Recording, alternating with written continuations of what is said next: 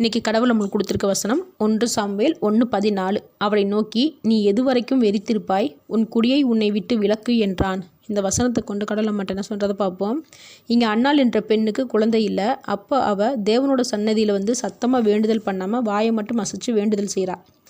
இதை பார்த்த ஏலி அவள் குடிபோதையில் பெனாத்திட்டு இருக்கான்னு நினச்சி உன் குடிபோதையை விட்டு விலகுன்னு சொல்கிறான். அப்போ அவள் சொல்கிறா, நான் குடிக்கலை, என்னோட இருதயத்தில் இருக்கிற கஷ்டங்களை சொல்லி வேண்டுதல் செய்கிறேன்னு. தேவ மனிதனாகிய ஏலிக்கே கடவுள்கிட்ட அவள் வேதனையோடு வேண்டுதல் செய்கிறான்னு புரிஞ்சுக்க முடியலை. நம்மளையும் எத்தனையோ பேர் பைத்தியம் மாதிரி பார்ப்பாங்க. நாமளும் இந்த பெண்ணை போல் வேண்டுதல் செய்யும் போதும் இருதயத்தில் தேவனை நினச்சி அவர்கிட்ட பேசும்போதும். ஆனால் அந்த பெண் வேண்டுதல் செஞ்சது தேவனுக்கு மட்டும்தான் கேட்டுச்சு. அப்போது அந்த பெண்ணை ஆசீர்வதித்து அவளுக்கு ஒரு குழந்தையை கொடுக்குறாரு.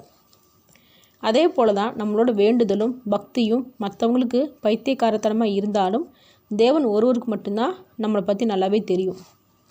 அந்த பெண்ணுக்கு தேவன் குழந்தையை கொடுத்த போது அவள் குடிப்பழக்கம் உள்ளவள் இல்லை, பைத்தியம் இல்லைன்னும் அவள் கூடவே தேவன் இருக்காருன்றதையும் எல்லாருக்கும் முன்னாடி வெளிப்படுத்தினார்.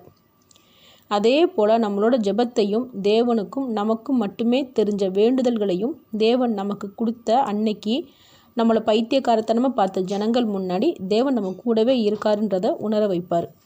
ஆமேன்.